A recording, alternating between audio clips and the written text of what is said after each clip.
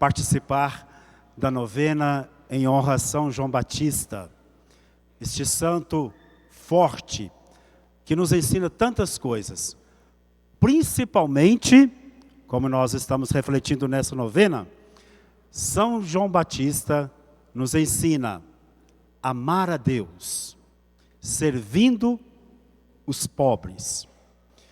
E hoje, nesse terceiro dia da nossa novena, refletimos Jesus, o Messias pobre entre os pobres.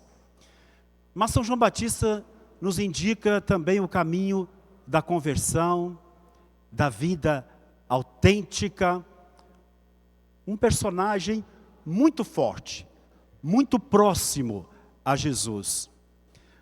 Quando da visita de Isabel, quando da visita de Maria, melhor dizendo, a sua prima Santa Isabel, João Batista pula de alegria no ventre. A proximidade dos dois, a proximidade das duas mães, agraciadas com o dom da maternidade. Mas hoje, e durante esta novena toda, João Batista nos ensina o amor, esta realidade essencial da nossa vida, queridos irmãos e irmãs, queridos internautas. Mas eu quero dar uma palavrinha sobre o sentido da pobreza, relacionada com o amor. Não é falta do necessário, queridos irmãos e irmãs, não é escassez. Mas o que é pobreza? A referência para nós é sempre Jesus Cristo. Ele é o pobre por excelência. Por que Jesus é pobre? Porque ele se esvaziou de si mesmo. Ou como diz São Paulo, lá na segunda carta aos Coríntios, Jesus sendo rico, rico por causa da sua origem divina, se esvaziou a si mesmo, assumiu a nossa natureza humana, frágil, pecadora, e se fez um de nós para nos enriquecer. Pobreza é isto, queridos irmãos e irmãs, esvaziar de nós mesmos. Porque se nós não ficarmos atentos, nós vamos nos enchendo de nós mesmos. Isso é o contrário da pobreza. Confiança total em Deus, ter liberdade diante dos bens materiais que são necessários. E a nossa confiança está em Deus. Este é o pobre que as bem-aventuranças retratam tão bem, seja no Evangelho de Lucas, seja no Evangelho de São Mateus. Lá no Evangelho de São Mateus é muito mais claro ainda, quando Jesus inicia aquele sermão magnífico, o sermão da montanha. Bem-aventurados os pobres em espírito. Não é pobreza de espírito não, tá? É em espírito, é ter o espírito de pobre. O espírito de pobre é isso, é esvaziar de nós mesmos, sair de nós mesmos, ir ao encontro do outro, confiar totalmente em Deus e não somente nas coisas materiais. Mas se existem pessoas passando necessidade, se existe fome, e de fato existe, vidas indignas, tudo isso nós sabemos que existe, por causa do egoísmo humano, da ganância. Ser pobre é não se deixar levar pela ganância. Essa é a verdadeira pobreza que todos nós somos chamados a viver. Usar com liberdade os bens materiais que nós adquirimos. Eu achei tão interessante o tema geral com São João Batista, amar a Deus servindo os pobres. Vejam vocês que é sempre uma via de mão dupla, Deus e os pobres. E podemos perpassar várias passagens bíblicas. Estou me lembrando aqui agora o livro do Levítico, no capítulo 19, versículo 18. Quem ama a Deus deve amar o próximo como a si mesmo. E interessante, Messias pobre entre os pobres, inspirado Essa novena realmente é inspiradora. Na encíclica do Papa, na última encíclica do Papa Francisco, já no seu finalzinho da sua vida. E unida também à exortação do Papa Leão, dando continuidade à ideia do Papa Francisco, preocupação com os pobres, com a dignidade daqueles sofredores. E o Papa Francisco escreveu essa encíclica, que seja a quarta dele e a última, já no finalzinho da caminhada dele. Se chama Amou-nos, ou Dilectus Nos, que é fundamentada na carta de São Paulo aos Romanos. Deus, de fato, nos amou. E o Papa escreveu esta carta para comemorar os 350 anos das visões de Santa Margarida Maria Lacoque, as visões que ela teve do coração de Jesus. A igreja tem um coração, e coração é bondade, coração é generosidade, coração é sentir a dor do outro, porque para a Bíblia, coração envolve o ser humano como um todo. Nós relacionamos o coração mais ao amor, ao afeto, é assim a reflexão moderna. Mas para o povo da Bíblia envolve consciência, desejo, vontade, tomada de decisão. Tudo isso é o coração, é a identidade do ser humano. O Papa escreveu essa encíclica, chamada de Lex Nus, Amou-nos, para falar do amor humano e divino do coração de Jesus. Se queremos amar aqueles que sofrem, é preciso olhar para o coração de Jesus. E eu levo vocês, queridos irmãos e irmãs, queridos internautas, ao capítulo 19 do Evangelho de São João. Quando o soldado golpeia o coração de Jesus. Aos dois crucificados as pernas foram quebradas, mas de Jesus não, para se cumprir a profecia. E o soldado com o golpe feriu o coração de Jesus, que saiu sangue e água. Os sacramentos, e os sacramentos principais, a Eucaristia, o sangue de Cristo, o batismo, que nos lava, que nos purifica. Aliás, João Batista é chamado Batista porque ele batizava, era um batismo de conversão, que já apontava para o batismo de fogo no Espírito Santo. O próprio autor do batismo, ele batiza o autor do batismo. Mas voltando ao Evangelho de João, lá no capítulo 19, versículo 37, olharão para aquele que traspassaram. Nós somos convidados a olhar para o coração de Jesus, se queremos amar os pobres, se queremos ser uma igreja bem-aventurada, se queremos ser uma igreja solidária, se queremos ser solidários com os pobres. Foi essa a preocupação dos dois papas, do Papa Leão XIV, dando continuidade ao trabalho do Papa Francisco, dando umas características próprias dele, quando ele escreve essa exortação apostólica, que se chama Dilex Te. Ele te amou. Olha que bonito. Deus nos amou, em geral, mas também nos amou individualmente. Ele te amou. Aí já é do livro do Apocalipse. É o capítulo 3, lá no versículo 9. Dirigido a todas as comunidades que sofrem. Todas as comunidades.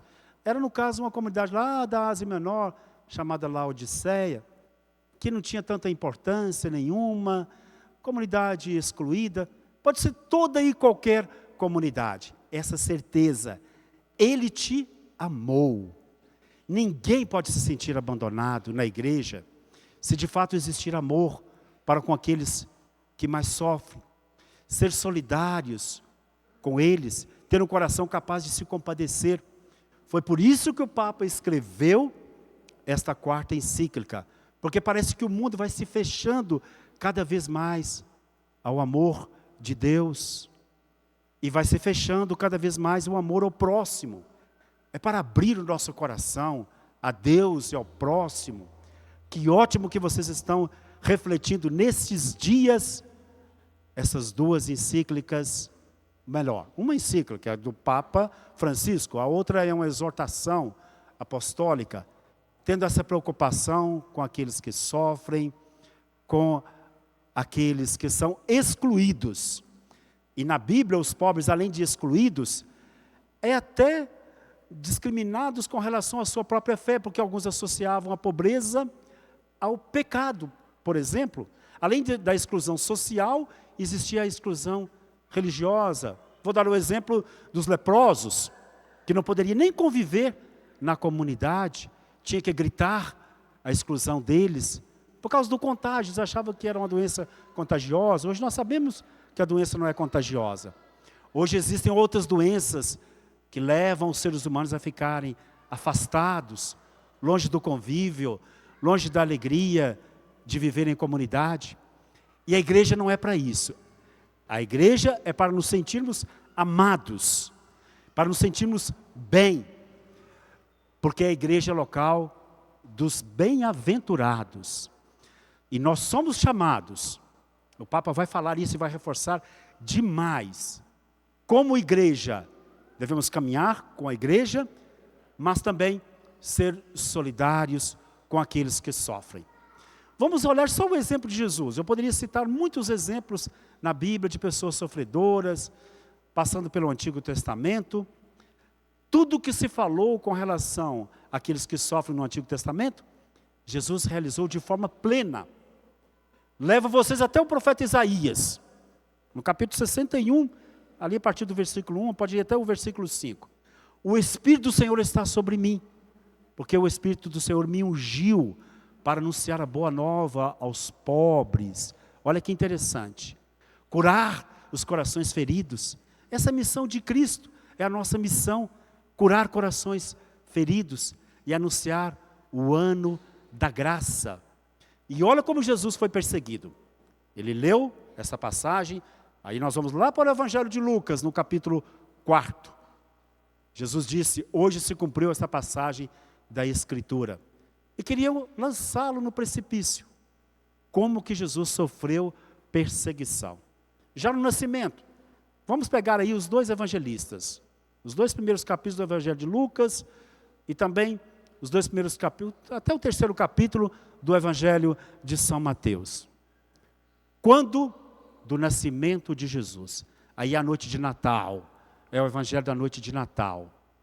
Eles tiveram que sair lá da cidadezinha deles, Nazaré, percorrendo aí cerca de uns 80 quilômetros, mais ou menos, para o nascimento de Cristo, para se cumprir a profecia, em Belém, na Judéia.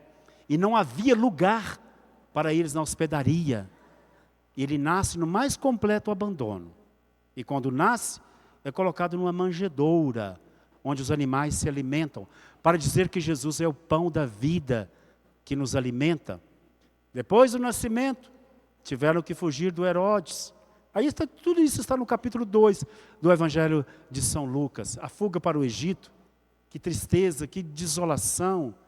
Como deve ter sido aquela viagem, quantos perigos, e onde que eles viveram lá no Egito. Depois ainda tem a perda do próprio Jesus no templo. A vida toda de Jesus é marcada pelos sofrimentos. E na morte, nem no momento da morte teve um lugar digno para morrer. Foi crucificado fora da cidade de Jerusalém. Quanta dor, quanto sofrimento o Cristo passou. Isso nos leva, queridos irmãos e irmãs, a ser solidários com aqueles que sofrem. Esta é a grande preocupação dos dois papas. Ter essa certeza que Deus ama todos nós. E ter essa certeza que Deus nos ama pessoalmente. E ter a certeza que nós não estamos sozinhos, abandonados. Deus está do nosso lado. E sentindo-nos amados, olhando para o coração de Jesus, somente a olhar a partir do coração de Jesus, é que nós vamos, de fato, amar o próximo, servir o próximo. Não vamos deixar que a falta de solidariedade, a falta de compaixão, porque o sentimento mais profundo da Bíblia é o que nasce das entranhas, e é próprio de Jesus. É Ele que sente compaixão dos doentes, dos marginalizados, dos excluídos. Esse é o nosso caminho como igreja e que São João Batista aponta para nós. E agora eu faço uma referência, se vocês me permitem, às leituras de hoje, que nós já estamos ouvindo do livro dos Reis, que destaca bastante o papel do profeta Elias, homem corajoso, homem forte. E você sabe que João Batista encarna Elias, ele é considerado o Elias redivivo. O mesmo espírito de Elias está em São João Batista. E aí nós vimos a passagem de Elias para Eliseu, para dar sequência. E ele queria uma dupla porção do espírito de Elias. É uma herança que ele queria. O Eliseu, estou falando de Eliseu. E querer uma herança espiritual é se identificar com o personagem. Não é somente para ser lembrado, é para identificar com o personagem. Eliseu é muito identificado com Elias. E João Batista é também identificado com Elias. É o maior dos profetas, mas ao mesmo tempo é o menor, porque ele ainda pertence ao tempo da promessa. Ele une os dois testamentos, o Antigo e o Novo Testamento. Ele nos chama a conversão, e nós necessitamos de conversão. Como nós necessitamos de conversão? Converter o nosso coração, converter-nos profundamente, totalmente, para nos tornarmos mais solidários com aqueles que sofrem. E aí o Evangelho, olha que interessante, podemos relacionar também com toda essa questão da exclusão, toda essa questão de Jesus Messias, pobre entre os pobres. E lembrando, só para reforçar, pobreza não é falta do necessário, não é isso, queridos irmãos, irmãs e queridos internautas. Pobreza é total dependência de Deus, confiança total em Deus, liberdade diante dos bens materiais. E o Evangelho nos apresenta essas três relações para com Deus.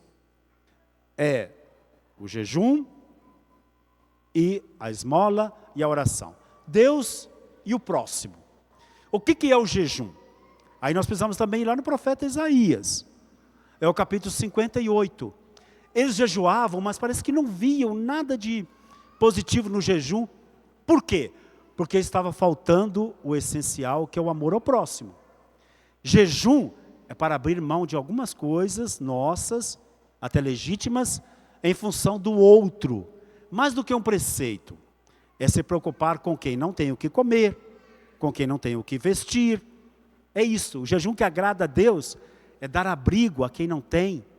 É ser solidários, em uma palavra, ser solidários com quem sofre. Isso é o profeta Isaías. Esse é o jejum que nós somos chamados, até como preceito, apenas 2 dias. É evidente que devemos fazer jejum em vários momentos da nossa vida. É a quarta-feira de cinzas e a sexta-feira da paixão. Entre aspas, obrigatório, mas jejuar deve ser sempre. Abrir mão de algumas coisas nossas em função do outro. E a esmola?